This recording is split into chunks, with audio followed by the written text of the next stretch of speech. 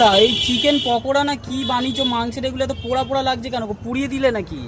তোমার দেখে মনে হচ্ছে এগুলো পুড়ে গেছে। এই তো দেখে তো মনে হচ্ছে পোড়া পোড়া, কালো কালো হয়ে গেছে। পুড়েনি, এটা ভাজলে কালারটা এরকম আসে, এটা পুড়েনি। ও তার মানে বলতে চাইছো আমরা কি এইসব খাই না? না আমরা জানি না এইসব বিষয়। তুমি হয়তো খাওনি, এখান থেকে খেয়ে দেখতে পারো একবার, তাহলে বুঝতে পারবে এটা পুড়েছে নাকি এটা ভালো ভাজা হয়েছে। আমি তো দেখতে পাচ্ছি যে একটুখানি কালো কালো মতন লাগছে। এটা ভালো ভাজা হয়েছে বলে এরকম কালো দেখাচ্ছে, নাহলে এটা ঠিকঠাকই ভাজা আছে, ওটা পুড়েনি। ওটা কি বলছো?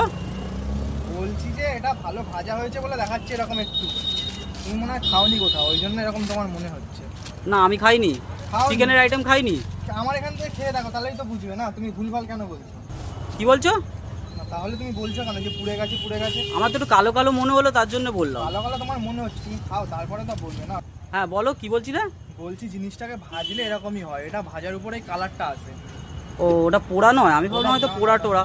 ওটা পোড়া না, ওটা ভাজলে জিনিসটা এরকম হয়, কালারটা ওরকম হয়। চলো।